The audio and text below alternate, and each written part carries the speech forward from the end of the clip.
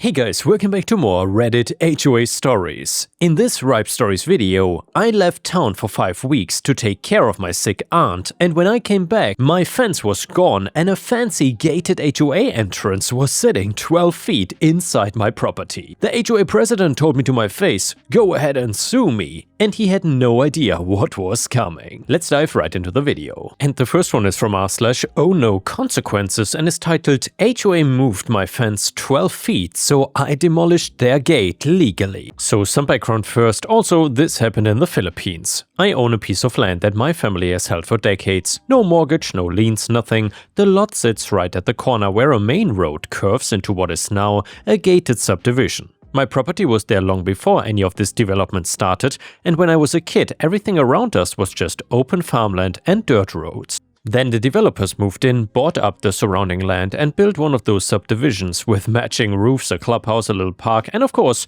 a homeowner association that behaves like it is the governing body of a small nation. My lot is completely independent of the HOA, I never signed any covenants with them, and I never agreed to any of their rules, so I'm not a member. My property predates their entire existence, which is very important. Because of where my lot sits right at the corner where the main road turns into the subdivision's entrance road, the HOA always had a layout problem. Their original entrance worked fine when the neighborhood had maybe 40 houses, but as they added more phases and more homes went up, traffic increased and the turn became tight. People complained about visibility when pulling in and out, and there were a couple of fender benders at the corner over the years. The HOA started talking about redesigning the entrance to make it wider, straighter and more impressive, new fancy brick columns, a security gate with a keypad for residents, LED lighting, fresh landscaping on both sides, and so on. They wanted the entrance to look like one of those upscale communities you see in real estate magazines, even though the houses inside are pretty standard. I heard about all of this through neighbors who lived in the subdivision. They would mention it in passing when we chatted at the corner store or when I was out working in my yard, but since it didn't involve me or my property, I didn't pay it much attention. That was my mistake. Now, along the property line between my lot and the subdivision, I had a wooden fence. Nothing too fancy, 6-foot privacy fence, properly built, set exactly on my boundary line. I know it was on the line because when I inherited the property, one of the first things I did was hire a licensed surveyor to do a full boundary survey. I wanted to know exactly what I owned, down to the inch. The surveyor came out, did his work, drove iron pins at the corners and gave me a stamped signed survey document showing the exact dimensions and boundaries of my lot. I filed that document away in a folder at home along with the deed and my tax records. So, I'm not a paranoid person, for context, but I believe in having your paperwork in order. That habit saved me. So here's where everything goes wrong though. My aunt got seriously ill, she lives about 6 hours away in a different province, and she needed someone to be there full time. She had no one else, so I packed a bag and drove out there to take care of her. I ended up being gone for about 5 weeks. When I finally got home after 5 weeks of sleeping on my aunt's couch and managing her medications and doctor appointments, I was running on fumes. I pulled into my street and something immediately felt off. My brain took a second to process it because I was so tired, but then it hit me like a truck. My fence was gone, almost completely gone, and where my fence used to stand, now pushed about 12 feet further into my yard, there was a brand new subdivision entrance. 2 fat brick pillars with decorative stone caps and little LED lights on top, a shiny aluminum security gate on a rail system, and fresh poured concrete for the new driveway pad. Rows of new sod covering what used to be my grass, a keypad mounted on a metal post, even a little flower bed with fresh mulch around the base of one of the pillars. So yeah, they had torn out and destroyed most of my fence. The rest of the fence they moved 12 feet deeper into my property, graded 12 feet of my property flat, poured concrete and built these pillars from scratch, installed a motorized gate, wired everything with electricity, laid down new grass and landscaped around it. This was not just a weekend project. This was a full-scale construction job done by a professional crew, and they did it all on my land without telling me, asking me, or getting any kind of permission. I sat in my truck for probably 5 minutes, just staring at all of it. My yard was visibly, obviously smaller. If you stood where my fence used to be and looked where the new construction started, there was a clear 12-foot gap of what used to be my property that was now part of the subdivision entrance. But I was also exhausted beyond words, so I did the smart thing.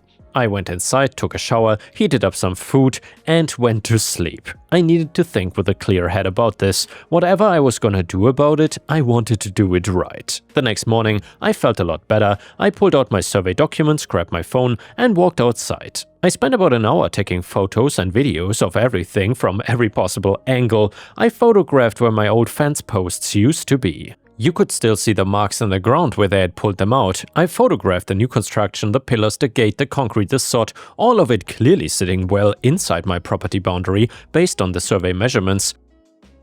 I even found a couple of my old fence boards tossed into the drainage ditch behind the lot, which was a nice touch. They literally threw my fence away like trash. After documenting everything, I walked over to the HOA clubhouse. The HOA president was there. This guy, let me tell you about this guy. He was one of those people who talks to everyone like he's their boss, even though nobody asked him to be in charge of anything. He got elected HOA president because nobody else wanted the job, and he treated it like he'd been appointed governor.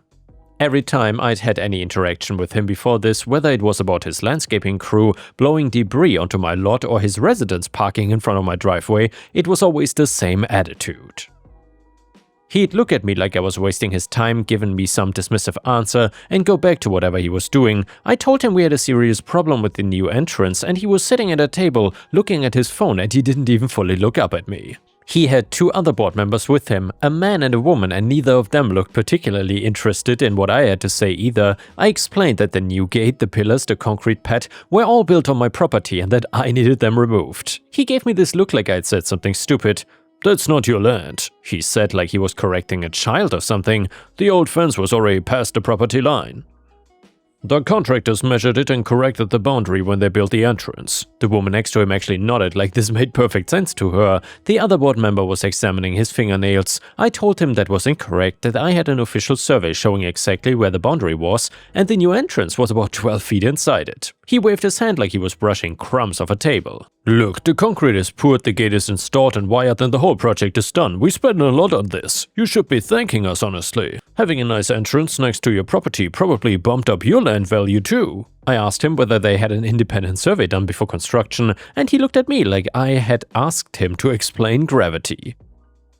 "The contractors are professionals. They eyeballed the line and it looked right. We didn't need to spend money on a survey for something that obvious." Eyeballed it. They eyeballed a property line for a $40,000 construction project. I let that sink in for a second. I told him flatly that eyeballing a property line is not a legal measurement and that what they built is sitting on my land and that it needed to come down. And by the way guys, $40,000 is around 2.3 million Philippine pesos, just to make that easier for you guys. Anyway, he leaned back in his chair, crossed his arms and gave me this smirk that I can still picture perfectly. "So what are you gonna do, huh? Sue us? Go ahead, you will spend years in court and thousands in legal fees. By the time a judge even looks at it, we'll have been using that entrance so long we might just claim it through adverse possession. Good luck with that." I didn't raise my voice, I didn't argue, I just said, "Okay, thanks for the conversation," and I walked out. I think he expected me to either cave or start shouting, and the fact that I just left probably should have worried him more than either of those options. When I got home, I spent the rest of that day on the phone. First call was to the local building permits office, and I asked if anyone had pulled a permit for construction at the subdivision entrance. They had, but here's the thing, the permit was based on a site plan submitted by the HOA that showed the new entrance being built entirely on the subdivision's common area. The site plan didn't show any construction extending onto my lot. So either the HOA knowingly submitted a false site plan or the contractor deviated massively from the approved plan, or eyeballed it altogether. Either way, the permit didn't authorize construction on my property. Then the second call was to my surveyor. I asked him to come back out and place fresh, visible boundary markers along the line, and he came out 2 days later, drove in stakes with bright pink flagging tape and confirmed that the property line was exactly where my original survey said it was. And yeah guys, by the way, if this would happen to you on your private property, what would be your first course of action? Let me know in the comments, and while you're at it, let me know where you are watching from today, and please like the video if you want to support me. Thank you so much. So the new brick pillars, the gate track, the concrete pad and about 12 feet of new sod were all clearly, unambiguously on my side of the line. Third call was to a lawyer, not to start a lawsuit but to ask one specific question: if someone builds a structure on my property without permission, do I have the legal right to just remove it myself? The answer was yes. As the property owner, I had every right to remove unauthorized structures from my land. The lawyer recommended sending a written demand first, but he confirmed that legally I didn't have to. I thought about sending a letter, I really did, but then I remembered the HOA president sitting in that chair smirking at me, telling me to go ahead and sue, telling me they would claim adverse possession, telling me I should be grateful they took my land, and I decided that a letter was not gonna teach this guy anything. So then that Friday, I contacted Heavy Equipment Rental Yard about 20 minutes away. I rented a skid steer with a demo bucket attachment. If you haven't used one, it's basically a compact machine with a heavy metal bucket on the front that can push, scrape, lift and demolish just about anything that isn't reinforced structural steel. I've operated them before, doing landscape and cleanup work on a relative's farm, so I was comfortable behind the controls. The rental was surprisingly cheap too. They dropped it off at my place Friday evening on a flatbed trailer. I parked it in my yard and went to bed. Saturday morning, I set my alarm for 5:15. The sky was still mostly dark when I went outside with my coffee. I pulled out my survey one more time, walked a line, confirmed the positions of the pink stakes, and satisfied myself that I knew exactly where my property ended and theirs began. Then I put on my work gloves, climbed into the skid steer and fired it up. The engine turning over at 5:30 on a Saturday morning is probably not something the neighborhood appreciated, but I mean, what can you do? I drove the machine right up to the boundary, started with the brick pillar closest to my side. The bucket hit the pillar about 2 feet up and the whole thing came apart like it was made of crackers. Bricks scattered everywhere, mortar chunks sprayed across the fresh sod. The decorative stone cap fell off and shattered on the concrete pad. I pushed through the rubble and angled the bucket under the aluminum gate track and ripped it clean out of the poured concrete. The metal screamed and bent, the gate itself came off the rails and crumpled like a soda can. I worked along the property line systematically, smashing and scraping everything that was on my side. The concrete pad cracked into slabs as I dug the bucket edge under it and pried upwards. The sod tore up in sheets and the electrical conduit for the keypad and the gate motor ripped out of the ground, trailing wires. I was careful, methodical and almost surgical about it. Everything on my side of those pink stakes got demolished. Everything on their side I didn't touch. Not one brick, not 1 inch of concrete. It took me about 2 hours. By around 7:30, the sun was finally up and I had a pile of destroyed bricks, cracked concrete chunks, torn sod and dangling wires sitting in a heap on my property. The part of the entrance that was actually on subdivision land was untouched, but it looked absolutely pathetic by itself. 1 brick pillar standing alone with exposed rebar and severed electrical wires poking out where the gate used to connect, half a concrete pad that ended in jagged, broken edges. A gate track that went about 3 feet and then just stopped at a wall of rubble. It looked like someone had built half an entrance and then given up. I turned off the skid steer, climbed down, grabbed a bottle of water from my fridge and sat on my front porch to wait. It took 7 minutes.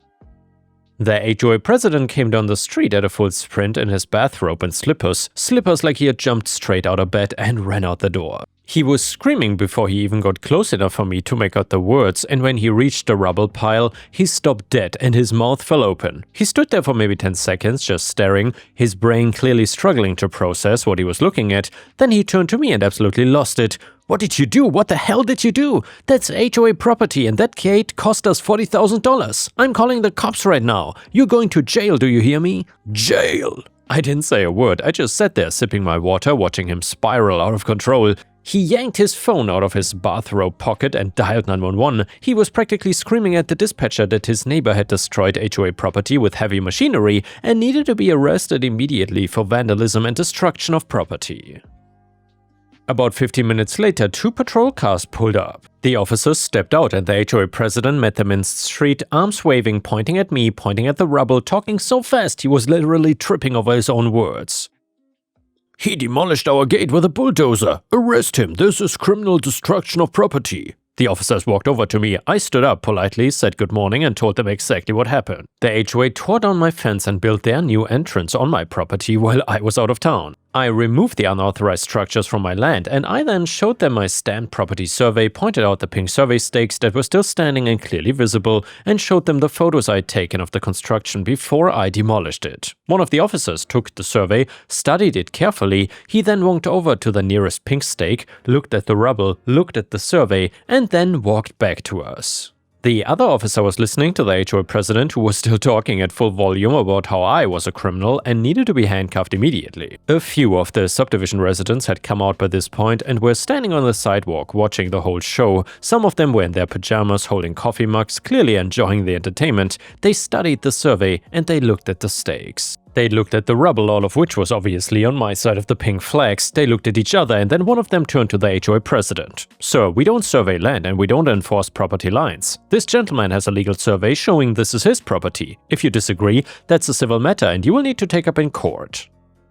We cannot arrest someone for removing something from their own land. The HOA president looked like someone had actually slapped him. "You cannot be serious. He destroyed the $40,000 gate. Look at it." The officer was completely unbothered. "Sir, did you get his man's permission before building on his property?" "We didn't need permission. The contractors measured it and said the line was further back." "Did you have an official survey done?" Silence. "Sir, I would recommend you speak with your attorney. We have no authority to intervene in a property boundary dispute. Have a good morning." The officers got in their cars and then left. The HOA president stood in the middle of the street in his bathrobe, staring at the rubble, looking like the world had just ended for him. I finished my water and went inside. Over the next week, the HOA went into full meltdown. They held an emergency board meeting that apparently turned into a screaming match. The contractor who built the entrance said the HOA told them where to build and they followed instructions. And the HOA said the contractor was supposed to verify the property line. Homeowners who were at the meeting told me later that the HOA president spent most of it red-faced and yelling about how I was a lunatic and a bully, while the homeowners kept asking the same question over and over again. "Why didn't you just get a survey? You're telling me you couldn't spend $300 on a survey before pouring $40,000 of our money into concrete?" The president didn't have an answer for that. The HOA's attorney apparently delivered the news that nobody wanted to hear. They had built on private property without authorization, and the permit they pulled was based on an inaccurate site plan, and the property owner was fully within his rights to remove the structures. The attorney also told them that if they went after me, I would almost certainly countersue for trespass, unauthorized construction, and the destruction of my original fence, and I would win. That last part was the one that really stung them. Not only did they have zero case against me, but I had a legitimate claim against them. My old fence was not some rotted out junk fence, it was a properly built wooden privacy fence that cost me a decent amount of money. They ripped it out and threw it in a ditch without my permission. That is textbook property damage. My lawyer sent them a demand letter itemizing everything: the replacement cost of my destroyed fence, the surveyor's fee for the new boundary marking, the skid steer rental, and general damages for the unauthorized use of my land during the construction period.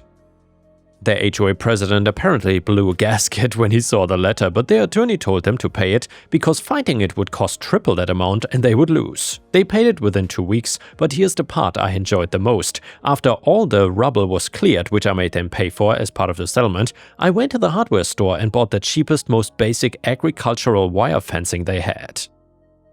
Thin galvanized metal posts, standard farm wire, the kind of stuff you use to keep chickens from wandering off. I strung it up right on the property line, exactly where my wooden fence used to be. So now the subdivision's grand entrance, their $40,000 centerpiece upgrade, looked like a construction disaster next to a chicken farm. One lowly brick pillar with dangling wires on one side, my ugly farm fence on the other, a broken half-pad of concrete leading to nothing, and no functional gate. The entrance was not even usable as a gated community entrance anymore. They would have to spend another massive chunk of money to redesign and rebuild the entire thing on their own property, which then of course would be significantly smaller and less impressive than what they originally planned. About a month later, the HOA president showed up at my door. He was calmer this time, almost uncomfortably polite, which told me his lawyer had coached him or something. He asked if I would consider selling him a strip of my property so they could rebuild the entrance properly, and he offered me a price that was maybe a third of what the land was actually worth, and presented it like he was doing me a favor, so I told him no. He tried negotiating, and he bumped the offer slightly. He mentioned how it would benefit both of us, and I told him I was not interested in negotiating with someone who stole 12 feet of my yard while I was taking care of a sick relative, and then told me to my face to go ahead and sue him about it. And he left without another word. I watched him walk back up the street towards the subdivision, past the ugly wire fence and the half-demolished entrance, and I could tell from the way he walked that reality had finally set in for him. Last I heard, the HOA had to go back to their old entrance layout. They removed what was left of the new construction at their own expense and put in a much simpler entrance entirely on their own property. The total cost of the entire fiasco, the original construction, the settlement to me, the demolition and hauling, the legal fees and the new simpler entrance, ended up being somewhere around $60,000 of homeowner dues money wasted, or around 3.5 million Philippine pesos. All because one guy decided to eyeball a property line instead of spending a few $100 on a survey and then told the affected property owner to go kick rocks. The HOA president got voted out at the next board election. The homeowners were not exactly thrilled about their quarterly dues going up to cover the cost of his ego project. I heard he tried to blame the contractor, but by that point everyone knew the truth. He made the call to skip the survey, he made the call to build on my land, and he made the call to dismiss me to my face when I gave him a chance to fix it peacefully. And the next one is a malicious compliance story which is titled Tractor or Tractor Trailer. So there's a young man in the neighborhood that lives with his folks. He's a great mechanic. He loves older trucks and other weird vehicles. He and his buddies are always working on something and help others fixing cars, lawnmowers, etc. He's just a really cool kid. He also has this really cool older John Deere tractor. He can be seen driving it around the neighborhood occasionally. He will give kids rides on it and helps out at the local community animal park. Anyway, he parks the tractor in the street on the side of his house. It's really only about the size of a full-size truck, and well, his neighbor across the street decides they don't like it and call the cops on him. They come out and say he cannot park it on the street as it is not legal, so he parks it on his lawn for a while. Then one day, he shows up with this massive flatbed trailer and parks it in the same place on the street. It is 2.5 times the length of the tractor and almost twice as wide. It is 4 feet off the ground with a built-in retractable ramp. He plops the tractor on it and over time adds a bunch of other stuff, tires, cooler, wood, whatever engine he's currently working on, and the trailer is fully licensed and parking it on the street is perfectly legal. And yeah guys, thanks for watching. I will see you again tomorrow.